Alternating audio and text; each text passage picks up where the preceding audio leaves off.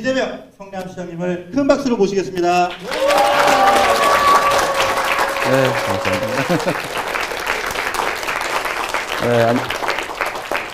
네, 안녕하세요. 마이크 괜찮나? 이 마이크 좀 부실한 것 같아. 하버드 같지 않아, 이거? 괜찮습니까? 네. 여러분 반갑습니다. 예상보다 많지 않네요. 그러나 그런 건 중요한 게 아니고, 일단 여기 보스턴에서 우리 유학생 그리고 교민 여러분들을 만나게 돼서 진짜 기쁩니다. 여러분들 해외에 나와 계시니까 대한민국 걱정 되게 많이 되시죠? 별로 걱정 없어요? 걱정이 없구나 보니까.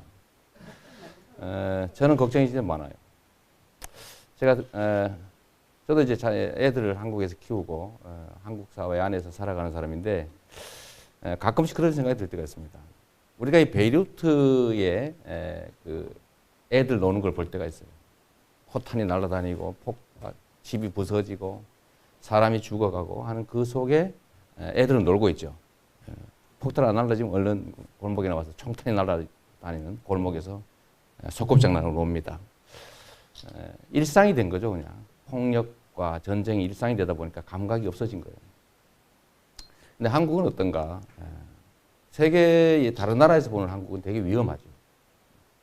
저게 언제 전쟁이 다시 또 시작될지, 언제 또 무슨 일이 벌어질지 모르는 아주 화약고 같은 그런 나라인데, 그 속에 살고 있는 우리는 잘 모르고 있어요. 아마 여러분들은 대한민국 구성원이면서도 이제 밖에 나와 있으니까 그 위험함이나 그 살벌함 이런 것들을 많이 느낄 수 있습니다. 중간쯤에 계시죠.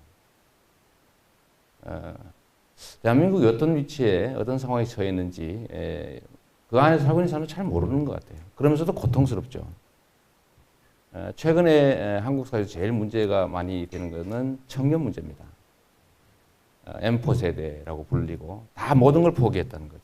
처음에는 뭐 결혼, 연애, 출산을 포기했다고 해서 3포 세대라고 불렀다가 최근에는 다 포기했다. 아무것도 기대할 게 없다. 그래서 N4 세대라고 부르고 우리는 보통 나라를 부를 때 조국이라고 부르고 여러분도 그렇게 조국이라고 부르시죠. 조국이라고 부르고 그 조국이라고 할 때는 뭔가 가슴 뭉클한 뭔가가 있는데 한국의 청년들은 헬조선이라고 부릅니다. 혹시 들어보셨나요? 헬조선. 지옥이라 이거죠. 탈출하고 싶은 곳. 정냄이 떨어지는 탈출하고 싶은 곳. 이렇게 자기의 나라를 그렇게 부릅니다. 꿈이 다 사라져버린 거죠. 요즘은 이제 수저 논쟁이 또 한국에서 한창이에요. 흑수저, 금수저, 은수저 이렇게 얘기를 하는데 다 대부분은 자기는 흑수저 출신이라고 생각합니다. 평생 이제 흑수저를 물고 나왔기 때문에 평생 흑수저를 써야 돼요. 누군가는 금수저를 물고 나오는 거죠. 평생 금수저. 계급이 형성되어 버린 겁니다. 전에는 그래도 기회가 많이 주어져 있어서 공평하게 나한테도 기회가 주어져 있다. 나도 열심히 하면 뭔가 이룰 수 있다. 내가 나한테 낳아서 기르는 내 아이들, 자녀들은 나보다 더 나은 삶을 살게 될 것이다. 이렇게 기대하고 살았는데 지금은 바뀌었어요. 역전이 되어버렸습니다. 계층 이동이 거의 다 봉쇄됐죠, 사실. 미국에서 예를 들면 100대 부자 이렇게 얘기를 하면 보통 78명 정도가 자수성가를 했다고 그래요. 통계상으로. 뭐 한두 명 왔다 갔다 할 수 있겠죠. 근데 한국에서는 100대 부자의 82명이 다 물려받은 사람들입니다. 완전히 바뀌어 있죠. 재벌의 3세, 4세 나오고 있어요. 저는 오늘도 하나 기사를 보니까 재벌들이 한바에 진출하기로 했대요. 한바 아세요? 한바? 공사장 식당을 한바라고 부르는데 드디어 재벌들이 공사장 현장에 그 식당, 현장 식당까지도 이제 진출하는 걸로 지금. 그전에도 많이 진출했죠. 뭐 동네 빵집, 다방, 서점, 뭐 요즘은 뭐 통닭집, 순대집까지 하고 있고 얼마 전에 또 하나 허용된 게 동네 미용실. 동네 미용실도 이제 다 대기업 재벌들이 할 수 있게 허용을 하는 바람에 곧 대한민국 골목골목에는 GS 미용실, 삼성 미용실 이런 게 이제 생겨나게 됩니다. 다 독점해버린 거죠. 모든 기회들을 다 독점해버려서 기회가 정말로 주어지지 않은 사회가 됐습니다. 이러다 보니까 사람들이 일하고 싶지 않죠. 열심히 해봐 소용이 없으니까요. 이제 애도 안 낳습니다. 결혼도 안 해요. 결혼할 필요가 없죠. 그냥 편하게 그냥 같이 잠깐 즐기다 살면 그만이지 뭐 애 낳을 것도 아니고 한데 귀찮게 쓰리 결혼할 필요가 없는 거예요. 결혼도 안 하고 애도 안 낳고. 원래 유사 이래로 원래 새로운 세대, 신규 세대들은 기성 세대들보다 기회가 많았어요. 기회가. 그래서 모든 사람들이 그렇게 믿었죠. 내 자녀들은 나와 다른 더 나은 삶을 살게 될 것이다. 이렇게 믿었습니다. 그래서 열심히 애 낳고 기르고 그랬죠. 일생을 갖다 자식 교육에 바치기도 했고. 우리 아버님, 어머님도 그러셨을 것 같아요. 물론 젊은 세대들도 그렇게 믿었죠. 나는 아버지, 부모 세대보다 훨씬 나은 삶을 살게 될 거야. 라고 믿었습니다. 또 열심히 했어요. 그래서 누구나 그렇게 말했죠. 젊었을 때는 고생은 사서도 한다. 왜? 무한한 가능성이 진짜 열려 있으니까. 그 엄청난 많은 기회들, 무한한 가능성들이 있기 때문에 많이 경험하고 많이 괴롭힘 당하고 그렇게 하면 나중에 더 좋은 기회를 누릴 때 또 행사할 때 훨씬 더 효율적으로 잘할 수 있다. 그래서 젊은이들에게 고생은 권장할 사항이었습니다. 그런데 이제는 아니에요. 이제는 다 바뀌었습니다. 어떻게 바뀌었냐? 부모들도 우리 자식들이 나처럼 또는 나만큼의 기회를 누리고 살 거라는 확신이 없어졌어요. 더 나쁠 거라고 생각하게 됐습니다. 불안하기 시작한 거죠. 자식들도 마찬가지예요. 자식 세대들도 부모 세대보다 내가 더 나아지지 않을 거다. 부모 세대보다 더 나빠질 거라고 믿기 시작했어요. 실제 사회 상황이 그렇게 됐죠.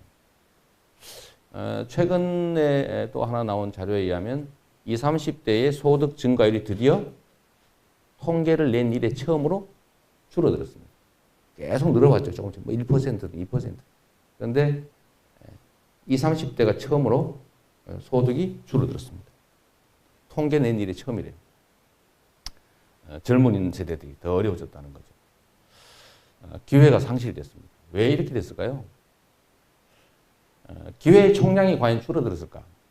물론 이제 저 경제 성장이 성장률이 낮아지면서 기회가 늘어나는 속도가 줄어든 건 사실인데, 그러나 여전히 경제는 성장하고 있고 총량으로는 늘어나고 있어요.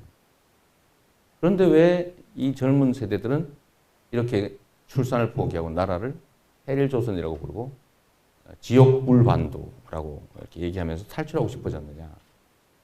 너무 많은 기회를 너무 적은 소수들이 독점했기 때문에 그렇습니다. 총량이 줄어든 건 아니에요. 너무 많은 부분을 너무 소수가 다 독점해서. 소위 지금 현재 미국에서 버니 샌더스라는 사람이 열풍을 일으키고 있는데, 이분 얘기의 핵심은 그거죠. 1%와 99%. 1%를 위해서 99%가 희생당하는 그런 사회가 되면 안 된다. 물론 전 세계에서 가장 불평등한 나라가 미국이라고 하죠. 물론 선진국들 중에서. 우리나라도 거기에 못지 않습니다. 오히려 더 나쁘죠. 왜 나쁘냐? 미국은 그래도 전 세계로부터 이렇게 뭔가 받는 게 있어요. 하다못해 제가 달러, 100달러짜리 들고 다니다가 어디서 잊어버렸다. 이러면 미국의 수입이 되죠. 그거 엄청난 겁니다. 또 자본주의 종주국으로서 가지고 있는 주도권 이런 것들에 의해서 훨씬 더 나은 조건들을 가지고 있으니까 해외로부터 많이 얻어오죠. 근데 대한민국 사회는 그럴 수 있는 사회가 아니죠. 약간 불공정하게 좀 피해라면 그렇고 하여튼 불리한 입장이 있죠. 그런데 불공평성이나 이런 것들은 미국 사회에 버금가다 보니까 정말 심각한 상황이 오게 된 거고, 그 중에서도 가장 힘 약한 청년 세대들이 가장 어려운 지경에 처하게 돼버린 겁니다. 기회의 총량은 줄지 않지만 정말로 1%가 상위 10%가 소득의 50%를 차지하는 그런 사회. 특히 이제 정경유착에 따라서 힘센 사람들이 더 많은 걸 가지도록 허용되고 있는 그런 사회였기 때문에 점점 위험해지고 있습니다. 이런 나라는 앞으로 어떻게 되느냐? 정말 심각한 상황을 맞게 됩니다. 자기보다도 다음 세대가 더 나빠질 거다. 그러니까 유사 이래로, 단군 이래로 언제나 그랬어요. 언제나 새로운 세대는 하다못해 전쟁 시기에도, 농사를 짓는 원시 시대에도 새로운 세대는 기성세대보다도 기회가 많았고 사실 더 좋아졌어요. 좋아져 왔어요. 그래서 꿈이 있었죠, 언제나.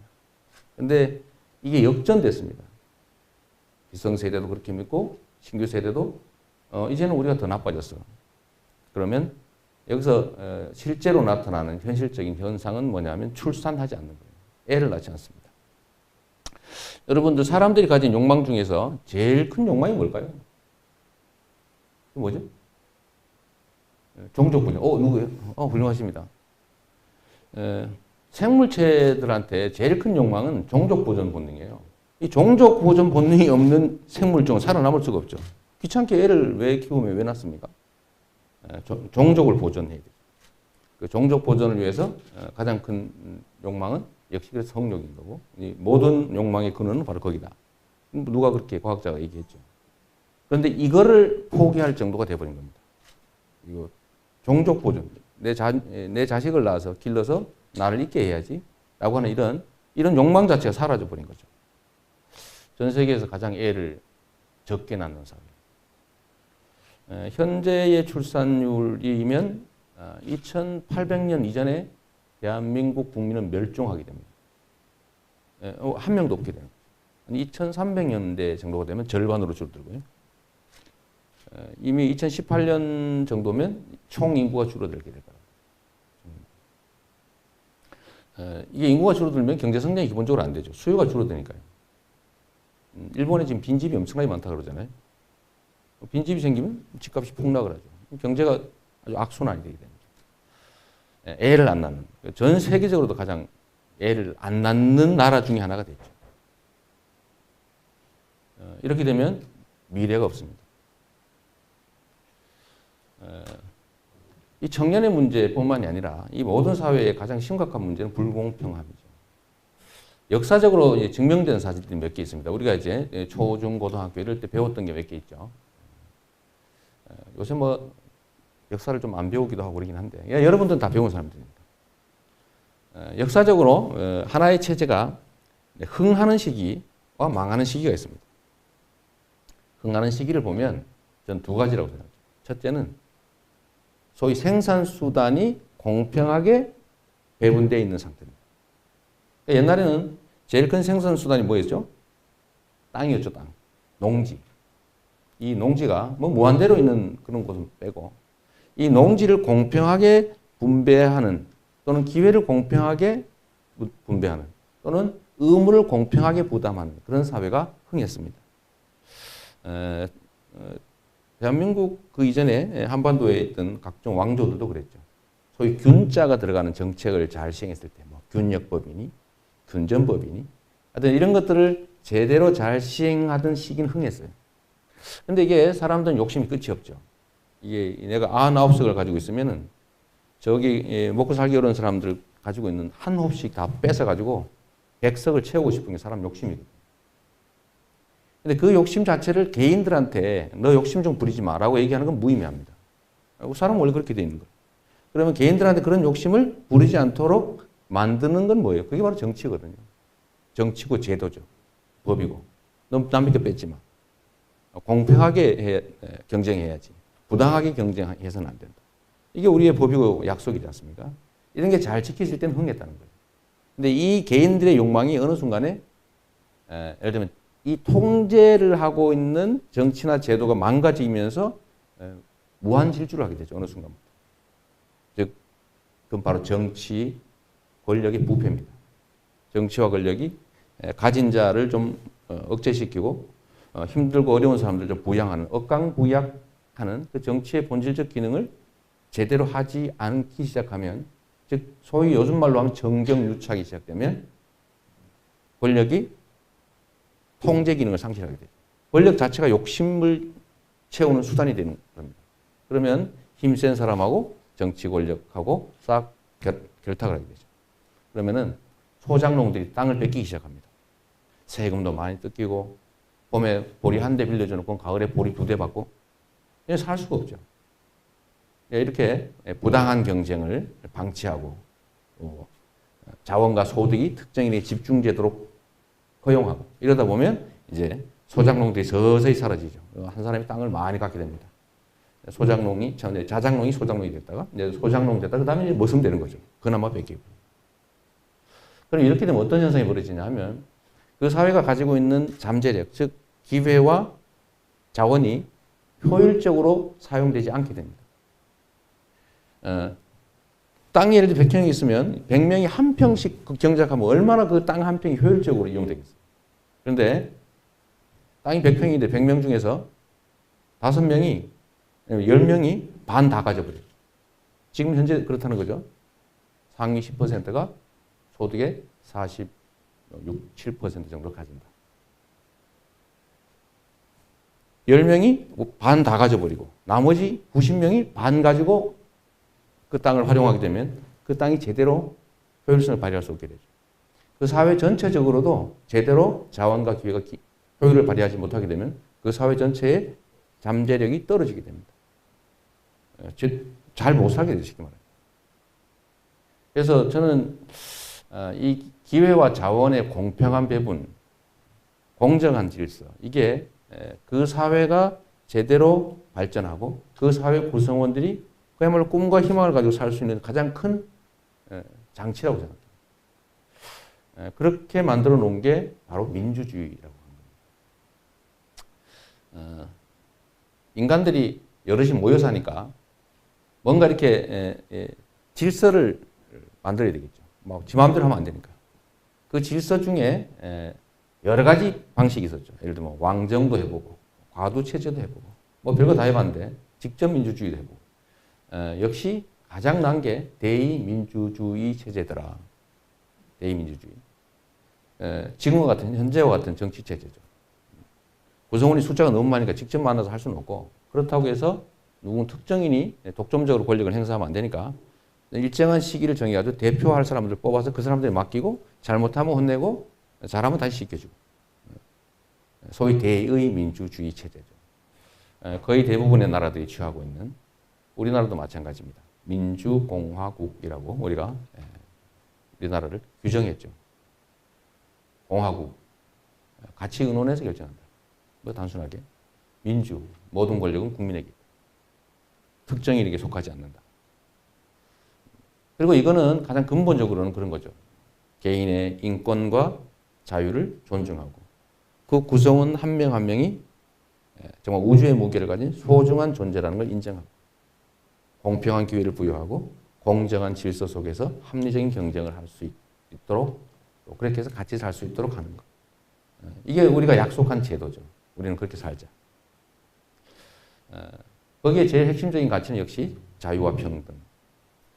그런데 지금 현재 세계 질서는 대개는 너무 자유 쪽에 치중돼 있어요. 어느 순간에 보니까 경쟁 만능주의, 자유 만능주의, 뭐 경제 질서도 그렇고 뭐든지 경쟁이 우선이다. 경쟁이 가장 효율적으로 자원이 배분되도록 해준다고 하는 이상한 도구마에 빠져버렸죠. 그래서 경쟁을 하다 보니까 어떻게 됐냐면 힘센 사람이 힘없는 사람 막 잡아먹을 수 있는 자유를 말하게 됐어요. 근데 원래는 자유만큼 중요한 게 평등이죠. 공평해야 된다는 겁니다. 소위 신자유주의라고 하는 이름으로 지금은 자유가 너무 지나치게 강조되고 있죠. 그래서 이거를 좀 바꿀 필요가 있다는 겁니다. 드디어 자유만을 강조했던 이 시스템이 가진 한계를 우리가 이 현실에서 목도하기 시작했어요. 너무 한쪽으로 많이 쏠리더라. 힘센 사람이 너무 큰 권한을 가지더라. 그래서 이번에 버니 샌더스라는 사람이 갑자기 무명에 무명은 아니죠. 하여튼 뭐 전국적으로 보면 그렇죠. 전혀 예상 못한 돌풍을 일으키고 있는데 이게 아마 미국 국민들이 바라는 바일 겁니다. 그러나 뭐 최종적으로 성공할지 여부는 잘 모르겠고 지금 현재는 약간 이제 좀 어려워지는 것 같아요. 그것도 모르죠. 그러나 그 현상 자체가 미국 사회에 엄청나게 많은 신호를 전달하게 될 거예요. 아, 그렇구나. 이게 문제구나, 이거. 그냥 넘어갈 일이 아니구나. 이건 기득권자들 입장에서도 야, 이 못 가진 사람들의 저항이 만만치 않네. 우습게 볼 상황이 아니네. 이런 생각을 하게 만들었을 것이고 좀 힘들게 사는 이 서민 대중들 입장에서는 야, 우리도 할 수 있구나. 조금만 더 하면 되겠네. 라는 그런 희망의 메시지를 주게 된 거죠. 실패해도 실패가 아니다. 한국 사회도 비슷한 상황에 처해 있긴 한데 문제는 결집되지 못하고 있다는 겁니다. 어쨌든 저는 한국 사회가 가지고 있는 이 불공평함, 또 불평등의 해소라고 하는 걸 반드시 이뤄내야 우리가 지속 가능한 발전을 우리가 담보할 수 있다. 문제는 다음이죠. 뭐 그것까지는 좋은데, 그건 사실인데, 그럼 어떡할 거냐? 그냥 그럼 저절로 되느냐? 그거 좋네. 그거 맞는 말이네. 그러면 저절로 그런 사회가 되느냐? 그거 전혀 아니죠. 가진 사람들의 욕심은 끝이 없고, 그건 또 가진 사람들의 욕심을 부도덕하다고 말할 건 아닙니다. 그건 나쁜 게 아니죠. 원래 그런 거니까. 근데 그 욕심을 절제할 수 있도록 정치와 행정과 권력이 작동하게 만들어 놔야 되는 거죠. 그래서 기회와 자원을 모든 사람들이 최대한 공평하게 누리게 하면 사람들이 다 그렇게 믿게 되겠죠. 열심히 하면 나한테도 기회가 있구나. 우리 자식도 열심히 잘 길러서 교육 잘 시키고 잘 기르면 나보다 더 나은 삶을 살 수 있겠네. 라고 믿어지게 만드는 거. 그 소위 민주주의의 진짜 정착 같은 거죠. 민주주의가 실제로 작동하게 하는 겁니다. 근데 이게 말처럼 쉽지 않죠. 지금 세상에 예를 들면 권력, 돈, 조직, 영향력, 뭐 그중에 언론 이런 것도 대부분 다 가진 사람들이 가지고 있죠. 제가 어젠가 벌써 그저께 됐네. 맨스필드 재단에 가가지고 그 자누치라고 하는 한반도 문제 전문가예요. 북핵 문제나 한반도 평화 통일 문제에 관심도 많고 매우 합리적 사고를 하는 사람이죠. 미국 전문가 중에는 동아시아에 관심이 많은. 그래서 제가 가서 이제 우리 미국에 온 김에 그 사람들 어떤 생각을 하는지 저도 제 생각도 있고 얘기를 좀 하다가 왔는데 어제부터 채널 A에서 난리가 났어요. 한국에 보면 종편이라고 있어요. 종합편성 채널이라고. 그 중에 채널 A라고 동아일보에서 운영하는 건데 저를 빨갱이로 만들어놨더라고요. 북한 편 든 놈. 북한이 주장하는 것과 똑같은 주장을 하는 거짓말을 하는 빨갱이. 이렇게 만들어가지고 지금 계속 하고 있어요. 동아일보 뭐 칼럼도 쓰고 채널A에서는 막 북한 제가 격은 많이 올라갔습니다. 제가 그냥 동네 시장인데 북한 외무상하고 같이 해놨더라고. 북한이 한 얘기가 똑같은 얘기를 했다 이거. 똑같은 얘기 하지 않았어요 저는. 제가 얘기한 건 그거죠. 한반도가 정말로 위험하다. 세계의 입장에서 보면 화약고고 한국 민중들, 한반도에서 사는 남북 민중들 입장에서 보면 절멸의 위기에 처할 수 있는 심각한 문제입니다. 절멸의 위기. 아까 얘기했죠. 우리는 잘 모르지만 다른 사람들 볼 땐 그래요. 세상에 백몇십만의 군인이 서로 총을 겨누고 거기다 최근에는 위성인지 미사일인지 좌우지간에 그런 것도 발사 성공하고 수소탄인지 핵융합탄인지 잘 모르겠지만 여하튼 원자탄을 넘어간 새로운 형태의 폭탄까지 개발했는데 실제로 위험해지잖아요. 그럼 이게 어떻게 해야 되냐. 현실적으로 존재하는 적인데 현실적으로 존재하는 적이잖아요. 잘못하면 실제로 총을 쏘고 싸웠고 앞으로도 총을 쏘고 싸울 수 있는 현실적인 적, 눈앞에 있는 적인데 이걸 어떻게 다룰 것이냐. 때리면 좋으냐. 때리면 기분 좋습니다. 막 때려. 때리면 이 얘기는 안 맞으려고 혹시 큰일 날 수도 있으니까 점점 더 위험한 행동을 하게 될 수도 있다. 때리는 방법, 압박하는 방법, 제재하는 방법도 있지만 그렇다고 또 달래는 방법도 있는 거죠. 그러니까 대화, 협상 이런 방법도 있는데 그중에 어떤 게 일방적으로 어느 쪽은 나쁘고 어느 쪽은 좋다고 할 수 없는 거죠. 근데 문제는 그 양쪽의 비중을 적절히 잘 조정을 해야 된다. 그 비중을 예를 들면 소위 햇볕 정책이라는 이름으로 참여정부 또 김대중 정부 여기서는 어쨌든 속도라도 조절하고 상당 정도는 어쨌든 진척을 좀 막은 측면이 있다. 진척이 많이 되지 않았다. 그런데 그 후에 미국의 전략적 인내, 정책. 그러니까 제재 압박을 해놓고 기다리는 거죠. 한국 할 때까지. 그거 8년 동안 했다는 거 아닙니까? 한국 정부도 비슷한 시기에 이명박 정부가 들어오면서 소위 대북 강경책을 시작했죠. 그 후에 어떻게 됐냐? 8년 만에. 실제는 속도가 엄청나게 빨라져 버린 거죠.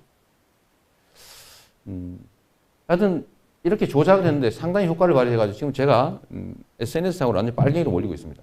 물론 그전에도 수없이 많이 몰렸죠. 그렇다고 제가 안 하느냐? 계속 합니다. 피한다고 없어지지 않거든요. 그건 이겨내야 될 거니까. 제가 이 얘기를 왜 하냐면 이게 결국은 그 사람들이 그냥 재미로 한 게 아니거든요. 왜 하느냐? 대한민국 국민들한테 이재명은 위험한 놈이야.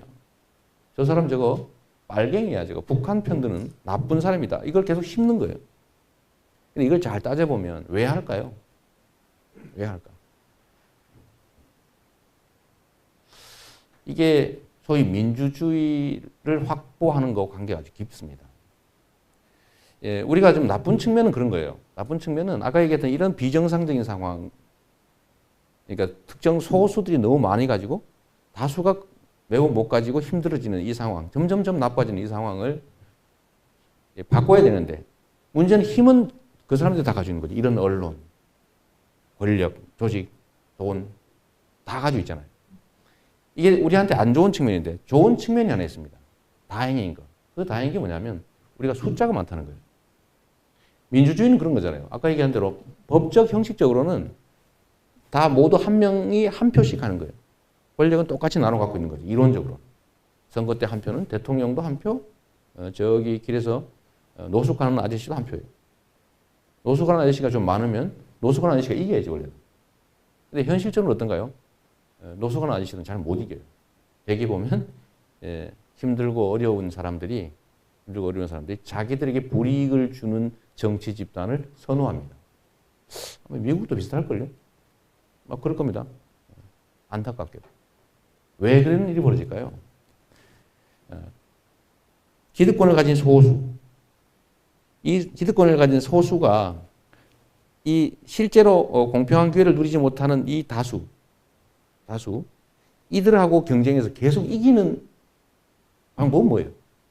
지금 실제 이기고 있는데 그 첫째는 뭐냐면 이 다수들로 하여금 포기를 하게 하는 겁니다. 포기하게 하는 거예요. 아이, 뭐 내가 뭘 해서 되겠어. 그래서 포기하죠. 투표 안 해버려요. 투표 안 해버려요. 얼마나 중요한 일인데 그 현장에 가서 투표하지 않습니다. 한 30, 40%가 보통 포기하고 대통령 선거 때는 한 20 몇 프로 포기하고요. 국회의원 선거 때는 보통 한 40% 정도 포기하고 지방자치단체 선거할 때는 50%쯤 포기합니다. 투표 안 해버려요. 그 포기하는 사람이 소수 기득권자일까요? 다수의 이 불편을 겪는 사람들일까요? 답은 뻔하죠. 포기하게 하는 거예요. 작전은 여러 가지겠습니다. 언론이나 이런 걸 통해서 이렇게 말하는 거죠. 정치는 나쁜 거야. 그저 나쁜 사람들이 하는 거예요. 이 백로야, 까마귀들 노는데 가지 마라. 이런 거. 정치는 나빠. 맨날 나오는 게 그거예요. 싸우는 거 보여주면서 또 싸운다고. 정치 혐오증을 심죠. 근데 정치가 어떻게 안 싸울 수 있습니까? 정치는 각자 자기를 뽑아준 사람들의 그 이익을 대변하는 거예요. 의견이 다르면 다투는 거예요, 원래. 다투라고 뽑아준 거야. 합의하고 그냥 동의해 주라고 뽑은 게 아니라 우리의 이해관계를 관철해 주세요. 저쪽하고 좀 입장이 다르면 부딪히고 싸우죠. 물론 패면 안 되지. 패면 안 되지만. 그러나 격렬하게 다투고 자기 주장을 하는 거를 싸운다고 비난하면 안 되는 거죠. 그건 정치의 본질인데. 근데 끊임없이 싸운다. 또 싸운다. 이래. 그러면 웬만한 사람들 거기 넘어가죠. 나쁜 거구나. 이런 방식으로 포기시키는 거예요. 두 번째는 뭐냐? 싸움질을 시키는 거예요. 분열시키는 겁니다. 그래서 작은 차이들을 크게 만들어가지고 싸우게 만들어요. 그런 유명한 말이 있죠. 보수는 부패로 망하고 진보는 분열로 망한다. 이 정치 권력을 자기 이익을 위해서 쟁취해서 행사하는 사람들은요, 잘 안 떨어져요. 아주 극단적으로 이번에 막 소위 선거 국면에서 막 공천에서 탈락하잖아요. 그래서 저쪽 보수 진영은 탈당 잘 안 해요, 웬만해서. 안 갈라져요. 왜? 다음에도 먹을 게 있거든요. 다음에 먹을 게 있거든. 떨어져 나가는 것보다는 그 근처에 언제라도 남아있는 게 먹을 게 많아요. 왜? 그게 목표니까. 근데 이 소위 진보라고 불리는 영역은 어떠냐면 수 틀리면 안 해. 왜냐하면 이게 자기 이익을 위해서 하는 게 아니라 우리가 다 같이 잘 살아야지. 좋은 사회 만들어야지. 라고 하는 이런 당위의식 때문에 하는 거거든요. 그런데 좀 같이 얘기하는 사람이 좀 기분 나쁘게 얘기했어. 너하고 안 해. 따로 해. 이게 실제거든요. 근데 요거를 조금만 자극을 좀 해주면 갈기 잘라집니다. 그래서 분열시키고 서로 싸우게 하는 거예요. 나머지 하나의 방법은 뭐냐면 괴뢰로 만드는 거죠. 자기를 위해서 써먹는 거예요. 그 중에 대표적인 게 일배충 같은 거죠. 자기가 뭔지 일배 잘 모르시는구나. 여기 나와서 하셔가지고 일배라고 있어요. 나중에 한번 관심 가져보십시오. 자기가 무슨 짓을 하는지도 모르고 막 욕하고 있어요. 자기 욕을 하고 있어. 나중에 알고. 응? 근데 몰라. 그게 무슨 뜻이 하는지도. 그냥 인정받는 재미에. 가끔씩 용돈 주는 사람도 있대요. 막 욕하고 막 이러면 이재명이 나쁜 놈이, 이재명이는 바람 피는 놈이야. 막 쓰고 이러면 돈을 준대요. 데모를 하러 다니도 돈 줘요. 무슨 연합 이런 거 있죠? 다니면서 막 맨날 데모만 해. 한 번은 가는데 5만 원씩 준다는 설이 있어요. 옛날 우리 선거 사무실 앞에도 왔던데. 하여튼 이런 식으로 이 상당수를 이렇게 돈을 주든지 뭘 주든지 해가지고 자기 편을 끌어서 용병으로 쓰는 거죠.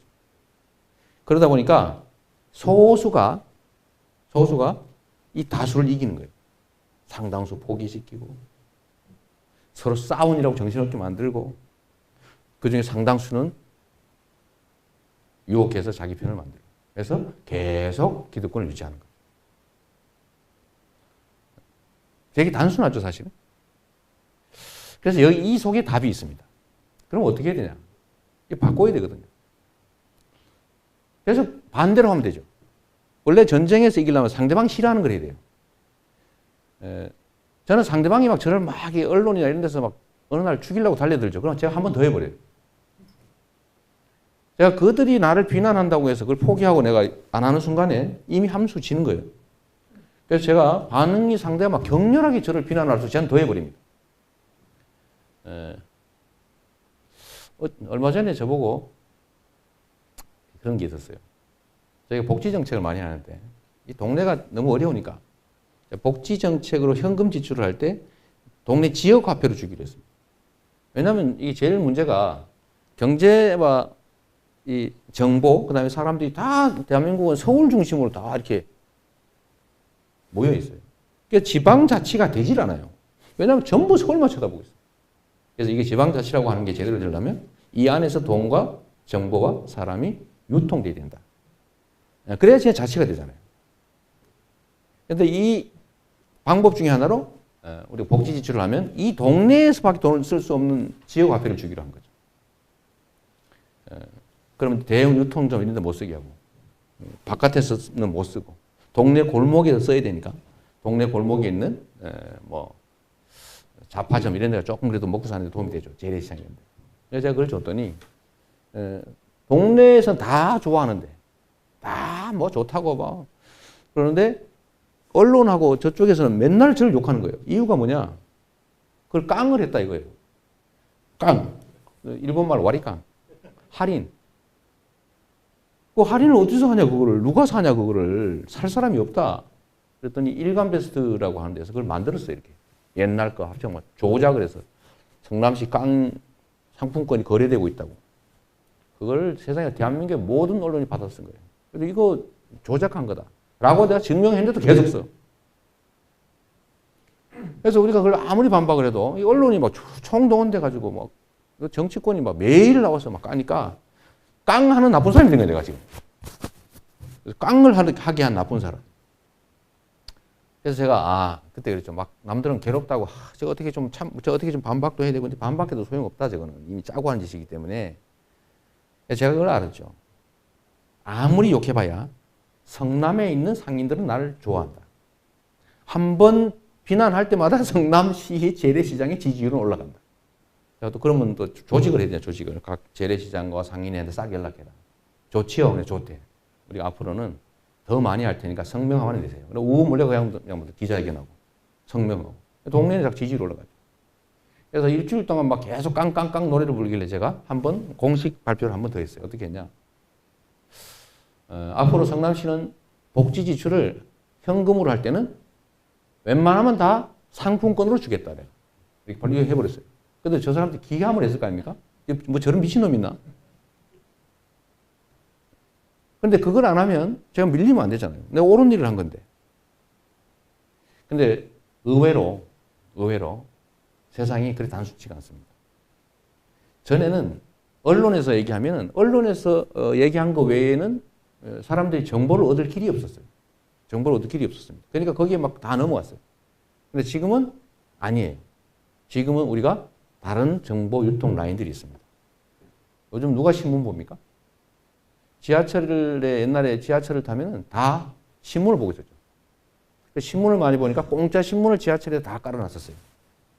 근데 지금은 아무도 신문을 보지 않습니다. 다 뭐 보고 있어요? 스마트폰을 보고 있어요. 전부 다. 스마트폰에서 정보를 그러면 누가 주는 걸 보느냐? 아니죠. 친구가 보내주는 카톡을 먼저 봅니다. 친구 카톡 보내주죠? 카카오 스토리 뭐 이런 데. 이런 데서 보내주는 거 먼저 보고 자기 페이스북이나 뭐 이런 거 좀 보고 그 다음에 그 포털에 기사를 뒤져보죠. 그러니까 이게 정보 유통 라인이 옛날하고 완전히 달라져서 우리가 한 얘기들 전달이 되는 거예요. 그래서 우리가 그냥 깡 해도 좋아. 어차피 성남에서 쓰여지는 거니까 성남에 깡 하면 어떠냐? 내가 보니까 깡을 제일 많이 하는 게 엄마다. 예? 진짜 엄마, 왜냐하면 자기들은 쓸 데가 많지 않거든요. 술집에 못 써. 술집에 못 쓴다. 대형 유통점 못 쓴다. 성남 밖에서 못 쓴다. 이렇게 설계를 해놨기 때문에 용도가 제한되어 있단 말이에요. 제일 유용한 사람이 누구냐면 엄마예요. 엄마한테 12만 5천 원 주면 엄마 얼마 줄 것 같아요? 13만 원 주겠지. 할인을 한 게 아니라 할증해 주겠지, 할증해서. 그래서 그런 유명한 얘기 있었죠. 그래서 내가 이런 얘기 한 거예요. 엄마한테 깡을 하겠지. 깡하면 어떠냐? 남이야 현금을 받아서 갖다 버리든지 그걸로 친구 애인한테 주든지 뭔 상관이냐 그게. 그래서 제가 정면을 들이받았어요. 지금도 이건 여전히 논쟁 중이고 제가 손해를 본 것 같긴 한데 단기적으로는 장기적으로 손해가 아니라고 생각합니다. 하여튼 이렇게 저는 대받아요.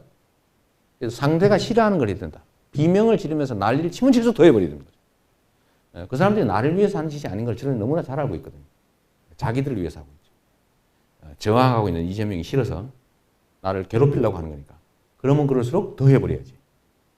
그래서 저는 종편에 이런 데서 저를 욕하면 찬스다 이렇게 생각합니다. 물론 좀 피곤하긴 해요. 워낙 거짓말을 해야 되니까. 거짓말을 내가 해명을 해야 되잖아요. 그래서 지금 해명 중이에요. 열심히 써서 내가 고발한다 너희들. 기사 만들어서 왜 허위사실 유포하냐. 그 자리에 채널A 와서 영상으로 찍었거든요. 다 풀로. 꼬투리 잡으려고. 다 기다리고 있더라고. 제가 알고 있었거든요. 말 조심했어요. 그래서 내가 진짜 그렇게 말했으면 그 말한 영상을 내라. 다 찍었는데. 근데 왜 멘트로 하냐. 제가 이 얘기를 왜 드리냐면 이 세상에는 결국은 개인이 한 표씩인데 이 한 명의 판단을 바꾸면 많이 바꾼 쪽이 이기는 거예요. 근데 그게 바로 뭐냐면 정보의 전달이죠. 사람들은 그래요. 사람들은 지금까지 평생 동안 쌓은 정보가 있습니다. 정보와 경험이 있어요. 그게 최종 결론을 냅니다. 아, 이 사람 좋은 사람, 저 사람 나쁜 사람 이렇게 결론을 내요. 여기 지지해야지, 저기 지지하지 말아야지 이렇게 결론을 내는데 그게 딱 한 개의 정보나 한 개의 사실로부터 바로 결론이 나지 않아요. 어떤 거냐면 축적된 정보와 경험에 의해서 종합적인 결론이 있거든요. 좋다, 싫다, 지지한다, 만다. 그래서 어떤 사람들이 어떤 결론을 이미 내고 있는 상태에서 특정 정보를 주고 판단을 바꾸라고 하는데 판단이 바뀌지 않습니다. 그게 사실 세뇌라고 하는 거죠. 세뇌. 똑같은 정보를 계속 주입을 하면 그에 따라 사람이 바뀌어요. 저도 한때 그런 경험을 했던 거죠. 저도 제 인생을 바꾸게 된 경험이 하나 있는데 제가 아까 뭐 우리 소개할 때 얘기했지만 저는 이제 제대로 교육을 못 받은 사람인데 가방끈이 매우 짧죠. 중고등학교 검정고시를 했고 이제 공장을 다니고 있었는데 80년 광주 민주화 운동이라고 하는 게 있었죠. 근데 그때 공장을 다니고 있었는데 그리고 제가 경상도 사람이거든요. 경상도. 똑같이 공장에서 공돌이 생활을 하면서 성남에는 공장 근로자의 90% 이상이 다 호남 사람이었어요. 그 희한하더라고요. 근데 관리자는 거의 다 경상도였어요. 보니까 이상하게. 나는 몰랐죠. 그게 왜 그런지. 그리고 제가 같은 공장에서 공돌이로 일하면서도 제가 경상도 사람이라는데 자부심을 느끼고 있었습니다. 네? 그리고 80년 광주, 그때 말로는 광주 사태를 봤는데 보니까 이 북한 공작원이 침투돼가지고 대한민국 체제를 전복하려고 폭동을 일으킨 거예요. 폭동을. 그 폭동을 일으켜가지고 경찰하고 군인한테 총 뺏어가 달려들다가 총 맞아 죽은 사람들이에요. 나쁜 사람들이잖아요. 그래서 이 나쁜 놈들이 있나? 저도 이제 폭도들이다죠. 나쁜 놈들이다죠. 전라도 뭐 다 어떻게 해버려야 돼. 뭐 이런 얘기를 제가 뭐 당연한 것처럼 하고 다녔어요. 그래서 제가 대학을 갔어요. 우찌우찌해서 대학을 갔는데 대학을 가보니까 어떤 사람이 이상한 소리를 하는 거예요. 대학이 희한하게도 모든 고층 건물의 창문은 다 잠겨 있어요. 그리고 이 교정에 있는 큰 나무들은 다 철조망을 두르고 있는 거예요. 야, 나무를 머리 저리 열심히 보고 하나? 나 그런 생각이 있어요. 그리고 알고 보니까 거기에 못 기어 올라가게. 자꾸 나무에 기어 올라가가지고 뭐 유인물 뿌리고 그러니까 아예 나무에 못 기어 올라가게 철조망을 감아놓은 거라고. 근데 어느 날 제가 학교 교정의 봄날에 이렇게 왔다 갔다 하고 있는데 어디서 가서 소리 깨끗 지르고 막 학교 안에 경찰들이 다 비치돼 있으니까 사복 입고 막 몰래 뛰어가고 막 그러는 거예요. 그래서 그거 보니까 나무 그 철조망을 또 뚫고 나무에 기어 올라간 사람이 뭐 유인물을 뿌리고 있어요. 이렇게. 막 여기저기 줍고 난리나고 잡으러 올라가고 그랬는데 저도 하나 날려온 거 하나 집어서 보니까 광주 사태에 관한 얘기가 있는 거예요. 이게 소수의 군인이 정권을 장악하기 위해서 광주에서 공연히 총을 쏴가지고 칼로 찔러서 곤봉으로 때려서 죽였다. 처음에 내가 보고 이거 저 사람이 웃긴 사람이네. 저 빨갱이네 저거. 라고 저는 생각했죠. 처음에 보니까 뭐 이런 거짓말을 세상에 말도 안 되는. 근데 그 다음에 또 보니까 어느 날 도서관 창문이 갑자기 깨지는 소리가 나니 거기서 웬 밧줄 타고 내려온 학생이 또 뭘 휙 뿌려. 또 보니까 똑같은 얘기예요. 이번에 보니까 진짠가? 내 생각이 들었죠. 근데 이런 게 계속 반복되고 어느 날 뭐 새벽에 가면 뭐 대자보, 몰래 뿌린 삐라 이런 거 보고 선배들한테 얘기도 듣고 그리고 이거 한 번 뿌리고 다 감옥 가는 거예요. 잡히면 감옥이 징역 1년씩 살았으니까. 그래서 이거를 보면서 제가 시간이 지나고 여러 차례 경험을 하고 나니까 이거 진짠가 보네. 그래서 어느 날 이거 진짜구나 이게 내가 속았구나 라는 거 하면 알게 됐죠. 그래서 제가 그때 이걸 속은 걸 아는 순간에 제가 내 입으로 그 억울한 피해자들을 욕했는데 내가 가해자의 일원이 돼가지고 가해자의 개가 돼 있었던 거 아닙니까? 그들이 원하는 대로 행동을 해준 거예요. 그 억울한 사람들을 향해서 내가 비난. 그래서 첫째로 창피하고 두 번째로 미안하고 세 번째 한심하고. 사람이라고 하는 게 주어진 정보에 따라서 전혀 다른 사람이 될 수가 있구나. 제가 그걸 알게 됐죠. 체험으로 알게 됐어요. 제 인생을 바꾸게 된 이유기도 합니다. 제 인생을 바꾼 거는 사건으로는 이거고 사람으로는 노무현 대통령인데 제가 사법연수원을 갔는데 제가 그때는 이제 나도 사회운동을 하고 살아야 되겠다. 이게 제가 살아온 그 인생, 나도 장애인 되고 또 우리 가족 모두가 여전히 공장에서 또는 뭐 산업 현장에서 열심히 일하면서도 제대로 대우받지 못하고 있는데 이런 세상을 좀 바꿔야 되겠다. 라고 마음 먹게 됐는데 이게 사건으로는 이 사건이고 사람으로는 노무현 대통령. 제가 이 24살에 제가 사법시험을 합격해가지고 이제 저는 이제 장애인이라 군대는 안 가니까 뭘 하긴 해야 되겠는데 자신이 없는 거예요. 그 26살에 변호사를 해서 먹고 살 수가 있겠냐 이게 도대체. 근데 그 26살에 개업을 해도 변호사는 굶어 죽지 않는다고 가르치는 게 노무현 대통령입니다. 사원연수를 다닐 때 초청 강의 오셨는데 뭐 이런저런 얘기하고 그분 되게 재밌는 분이 지나간 얘기지만 되게 솔직한 분이어서 자기가 나쁜 짓 한 것도 얘기를 다 해주더라고요. 하여튼 그랬는데 거기서 제가 안 건 그거예요. 변호사는 굶지 않는다. 그래서 제가 용기를 얻었죠. 아, 그렇구나. 그래서 제가 판사, 검사, 변호사 이 세 개 놓고 고르다가 내가 이 총을 쏘고 집권한 이자들한테 내가 관을 받아서 그들을 위해서 복무할 수 없다. 그래서 내가 포기하고 굶어 죽지 않는다니까 변호사로. 제가 27살인가 예, 제가 바로 개업을 했죠. 그래서 제 인생을 바꾼 계기가 그겁니다. 이게 뭘 말하냐면 사람들한테는 판단을 바꾸라고 부탁해봐야 아무 소용이 없다는 거예요. 제가 선거를 하잖아요. 선거를 해보면서 느끼는 거예요. 이 누구를 만나가지고 저 지지해 주세요. 손잡고 부탁하면 저번에 지지 안 했는데 갑자기 부탁하니까 해줘야지. 바꿉니까? 안 바뀌어요. 절대 안 바뀌어요. 그런데 예를 들면 이유가 우리 오빠 이번에 출마하는데 한 표 찍어주세요. 내 아는 사이니까 부탁하면 이분이 어떤 태도를 취할 것 같습니까? 그 앞에서 그래 알았어 축하해 하지만 뒤에서는 이렇게 생각할 가능성이 많습니다. 누구 좋으라고? 니네 오빠 시장 되면 니나 좋지 내가 뭐하러 좋냐? 안 찍어. 아니 어머니가 그랬다는 얘기는 아닙니다. 근데 그럴 가능성이 없다는 거지. 왜? 나하고 이해관계가 없는데. 아니 사촌이 논을 사도 배가 아픈데 그래야 안 그래요? 그래서 이 선거운동 방법으로 아주 안 좋은 방법이에요. 제일 좋은 선거운동 방법이 뭔지 아십니까? 제가 우리 선거운동원들한테 가르쳐주는 거예요. 야, 내가 아는 사람인데 좀 찍어줘. 응? 잘할게. 절대 이래 하지 마라. 이러지 말고 나 그 사람 별로 안 좋아해. 진짜 말도 함부로 하고 조심도 안 하고 그런데 빚을 갚았대. 그건 좀 이상해. 인상은 별론데 말이야. 일은 잘한다네, 그게 이상하게. 나도 잘 모르는데, 누가 그런데 그렇대. 내가 관계 없는 것처럼, 아무런 이해관계 없는 것처럼, 그래야 경계심이 사라지거든요. 그러면 받아들일 자세가 됩니다. 내가 뭔 특정한 목적을 딱 가지고 딱 접근하면 사람은 바로 방어 기제가 작동해요. 그러니까, 방어하지 않게 방어선을 허물려면 나 관계없어. 나도 그 사람 별로 안 좋아해. 경계 안 하거든요. 그때 정보를 던져주는 거죠. 정보를. 지나가는 얘기로.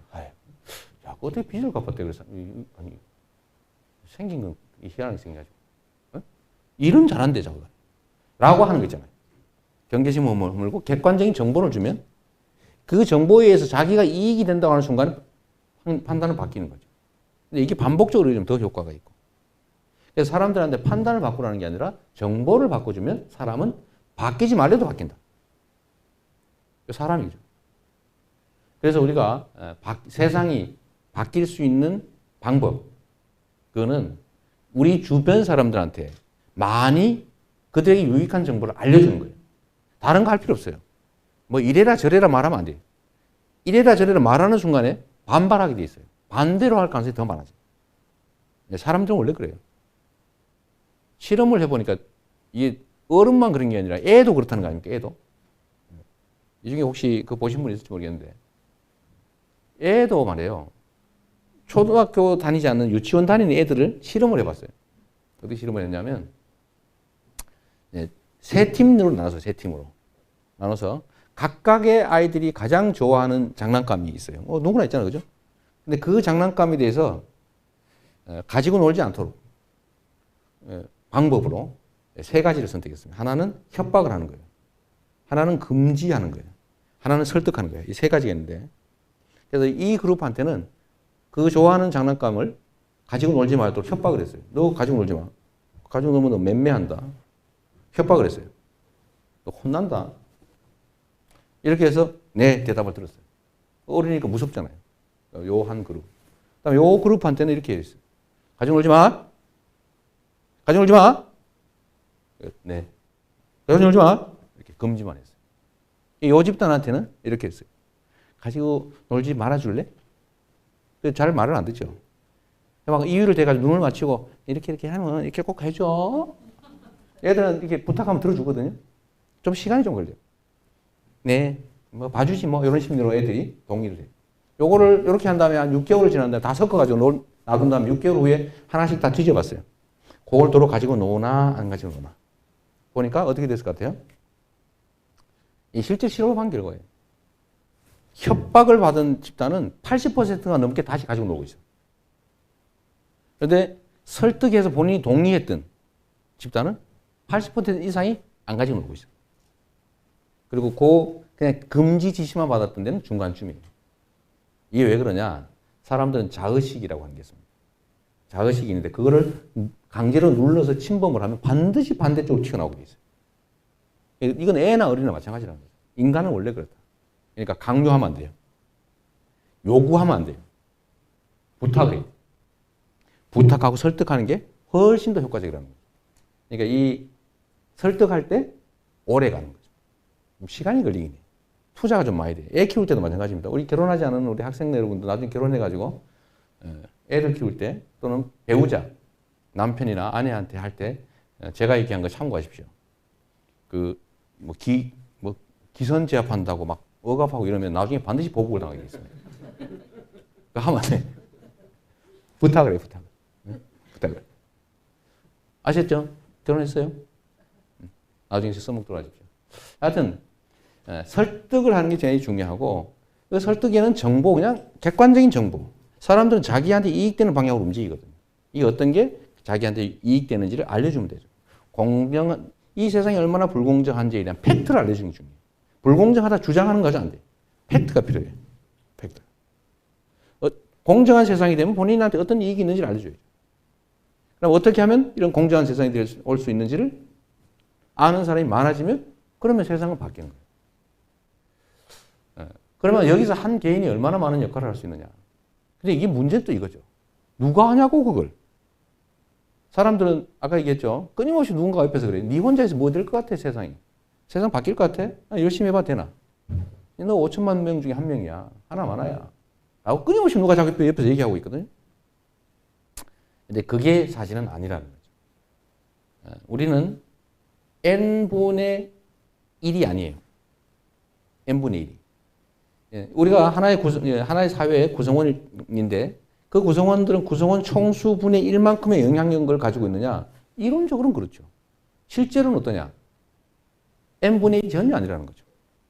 아까 얘기한 것처럼 포기하는 숫자는 n분의 1이 아니라 제로예요. 제로. 나머지가 더 갖는 거죠. 제가 그래서 이런 예를 자주 들어요. 계모임을 한다. 계모임. 그 한 사회는 열성을 가지고 실천하는 소수가 끌어가는 거예요. 계모임을 하나 예를 들어보면 우리가 10명이 계를 한다고 생각하십시오. 한 달에 5만 원씩 내가지고 한 2년 모은 다음에 그 돈으로 여행을 가기로 했어요. 한 100만 원 가까이 모였으니까. 어디로 갈까? 네바다로 갈까? 뉴욕으로 갈까? 둘 중에 하나를 결정하기로 했는데 간단한 거잖아요. 그냥 투표하면 돼 그냥. 그래서 5시에 만나서 그 결정하고 6시에 밥 먹고 헤어지기로 했어요. 그래서 5시 만났는데 얘기를 하다 보니까 왜 걸로 가야 되는지 네바다로 가야 되는지 어떤 사람이 네바다 꼭 가야 돼 자기는. 가는 게 친척도 만나고 꼭 가야 돼. 다른 사람은 뭐 여기 가나 저기 가나 비슷해요. 그래서 논의가 시작됐어요. 처음에는 뭐 대충 결정이 날 것 같았는데 근데 반대하는 사람이 있네 이게. 뉴욕으로 가기로 뭐 대충 얘기됐는데 네바다 가는 사람 꼭 가야 돼. 네바다 가야 되는 이유를 설명하기 시작하는 거예요. 그래가지고 1시간이 지나고 2시간이 지났는데 결론이 안 나. 반대하니까. 배고파 죽겠는데. 응? 배고파 죽겠는데. 계속 하는 거예요. 8시, 9시 됐어. 야, 그냥 끝내. 그러면 그만하자, 이제. 그때 이미 4-5명 포기했어요. 아무 데나 가도 돼. 그냥 됐어. 빨리빨리 가면 결정하고 밥이나 먹자. 4-5명 관심 없어요. 나머지 5-6명 중에 서너 명만 똘똘 뭉치면 그쪽으로 가는 거야. 근데 3명, 4명이 이게 1명 때문에 결판이 안 나는 이게. 근데 이 1명이 끝까지 고집을 부려. 어디로 갔을 것 같아요? 내가 들어갔어. 그건 이미, 그게 사회예요.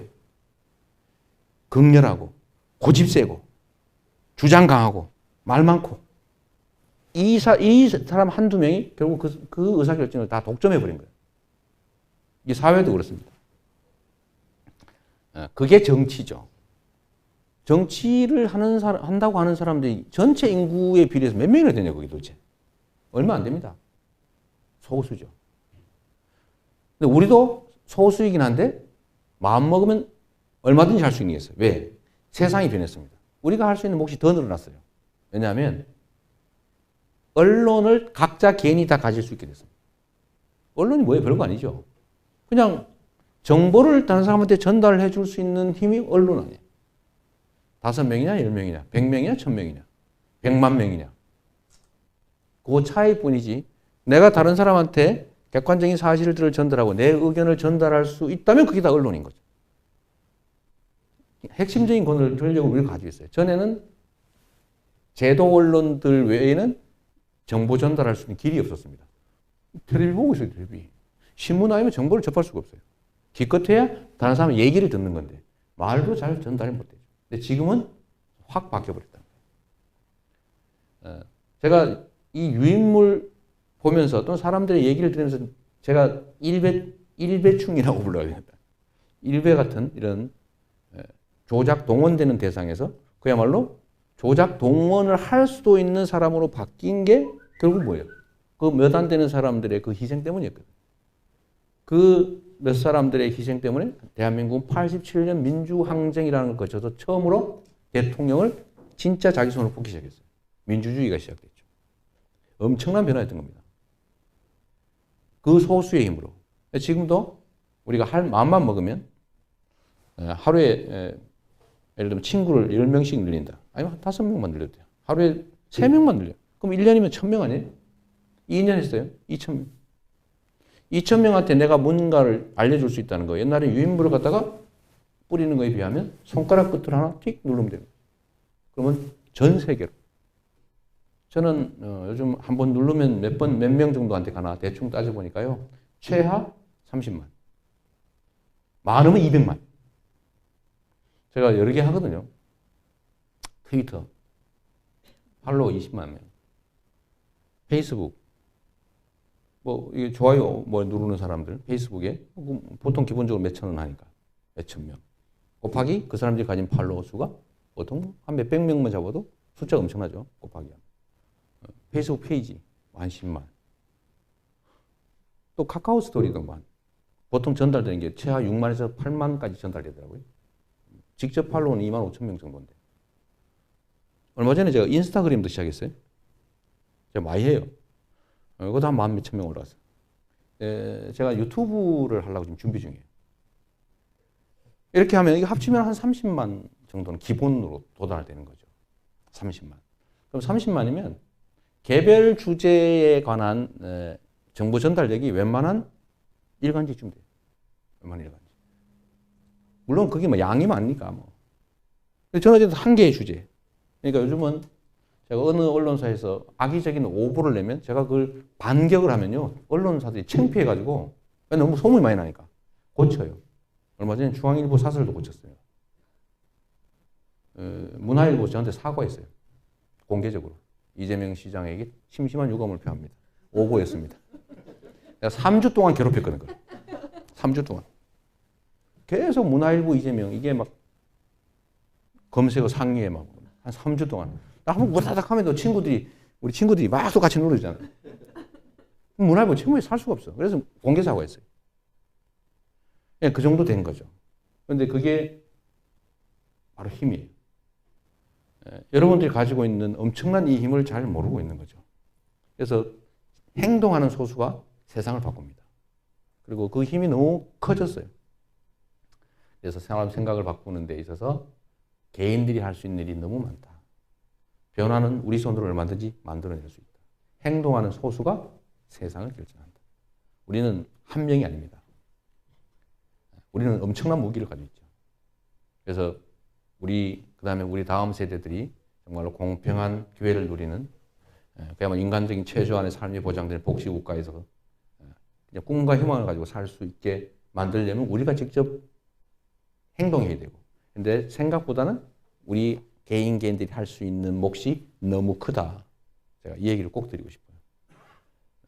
저는 어디 다니면 맨날 요 얘기 하려고 다니는 거예요. 딴 거 없어요. 제가 해서 뭐 하겠어요. 이 중에, 진짜네. 내가 하루에 1시간만 시간 내서 한번 해봐야지. 이래서, 나중에 이런저런 SNS 네트워크 이런데 팔로워들도 늘리고, 기사에 댓글도 쓰고. 제가 그런 부탁도 합니다. 좀 기사 보고 이재명 나오면 좋아요 한번 눌러주면 안 되나? 네? 근데 이게 아무것도 아닌 것 같죠? 아무것도 아닌. 근데 이게 엄청난 영향을 미칩니다. 요즘은 좀 많이 늘었더라고요. 한 10명, 20명 되는 것 같아. 전국을 다니면서 내가 수천 명한테 이런 똑같은 소리 했는데 행동한 사람이 수십 명이 불과한 거죠. 그러니까 그 수십 명도 엄청나게 중요한 거예요. 여러분들 포털 사이트에 기사 순서라고 하는 게 있어요. 순위라고 하는 게. 거기에 보면 이런 거 있어요. 많이 본 기사, 공감 많은 기사, 댓글 많은 기사 이런 항목이 있습니다. 근데 사람들은 뭐 어떤 것부터 보냐면 그거부터 봅니다. 사람들은 보는 순서가 있어요. 제목하고 댓글을 봅니다. 다음에 시간 나면 내용을 보는 거예요. 여러분도 그러죠? 아닌가요? 여러분은 순서대로 보는구나. 근데 여러분이 그렇게 하고 있으면 다른 사람도 그렇게 하고 있는 거예요. 그래서 그 밑에 보면 좋아요, 공감 누르는 칸이 있죠. 그거 한번 눌러주세요. 죽어도 안 해. 댓글도 좋은 거에서 하나 눌러주세요. 하나 써 그냥. 아이고 고생 많네. 이러면 한 500개 정도만 하면요 무조건 탑입니다. 몇십 개가 달리면 기본적으로 올라가요. 공감 많은 거 최대 해봐야 만이야 만. 9천만. 만이면 탑이야 탑. 메인이에요 메인. 근데 그거 안 눌러요 죽어도. 근데 누군가는 누르고 있어요. 누굴까요? 정원이라고 있어요. 조직된 소수가 네이버를 점령하고 하루 종일 그만 누르고 있어요. 근데 숫자는 많지 않아요. 내가 볼 때는. 기껏해야 200~400명 수준입니다. 똑같은 걸 이 댓글을 복사를 해가지고 모든 기사에다 갖다 붙이고 있어요. 그럼 한 개만 쓰는 게 아니라 몇 개씩 써. 내가 보면 몇백 명 수준이에요. 그런데 이 몇백 명이 네이버를 완전히 장악했습니다. 우리는 가면 짜증나서 그 보기가 싫어 기사를. 그 다음에서 놀고 있어요. 근데 다음은 비중이 10%밖에 안 되잖아요. 다 귀찮아서 다음으로 몰려와서 다음이 마치 일종의 진보 진영의 그처럼 돼 있죠. 베이스처럼 돼 있죠. 그냥 서글픈 일이에요. 제가 언젠가는 네이버로 가자라고 하려고 그래요. 지금은 아니 너무 분산되면 안 되니까 우리가 힘이 좀 더 생기면 네이버로 가자. 네이버 쓰시죠? 안 써. 구글 쓰는구나. 하여튼 한국에서 그러고 있어요. 네이버에 몰려가서 바꾸는 것도 내가 보기엔 300명이면 충분하다. 300명이면 얼마든지 그 판을 통째로 바꿀 수 있어요. 이 작은 실천들이 정말로 큰 변화를 만드는 대표적인 예입니다. 아무것도 아니에요, 그거. 그냥 한 번씩 눌러주면 돼. 근데 안 하는 거죠. 그래서 제가 그 얘기, 여러분도 오늘 제가 여러분들한테 뭐 별로 도움되는 얘기는 아니지만 그래도 여하튼 여러분들한테 한 이 강연의 강연료는 앞으로 이재명 기사를 검색하면 거기서 좋아요 한번 눌러주는 걸로. 그렇게 해주시겠습니까? 네, 감사합니다.